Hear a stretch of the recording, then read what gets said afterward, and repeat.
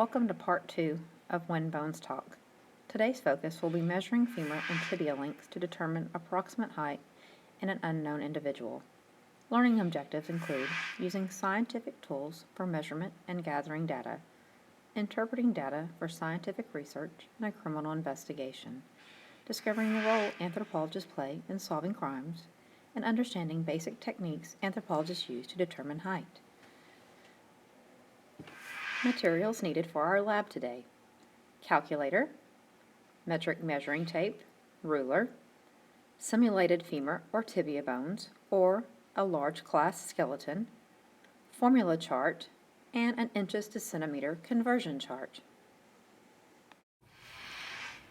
You might think that in order to determine the unknown person's height, you could simply measure the skeleton from top to bottom, and that would be that.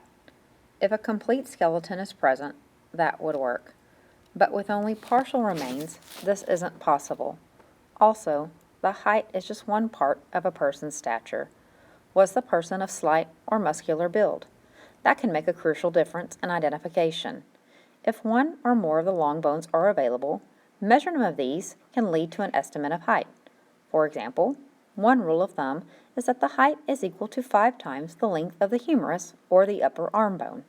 We have 2 formulas, using femur and tibia lengths to estimate height in centimeters, one for males with femur length and tibia length, and one for females with femur length and tibia length as well.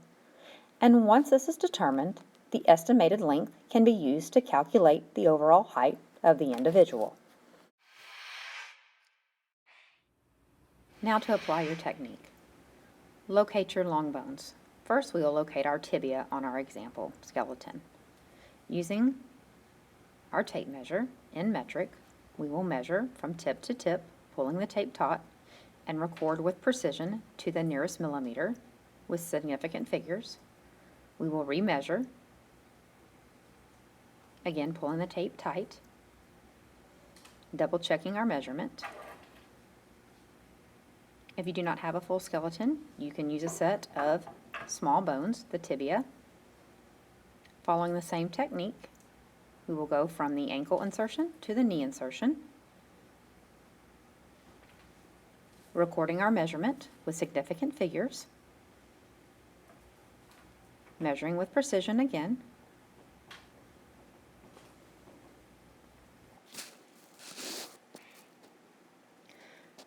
After you have measured your bone samples, you will refer to your formula chart provided by your instructor for femur and tibia length.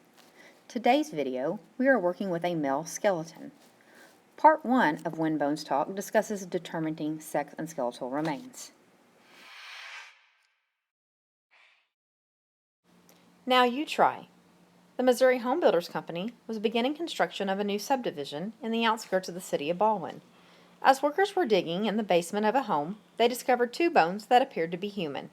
Police investigators arrived and processed the scene. The bones were recovered and analyzed in a local forensics lab. Forensic anthropologists examined the 2 bones and determined one was a tibia and the other was a femur. 4 people in the area had been reported missing in the past year. Follow along in your lab. Good luck!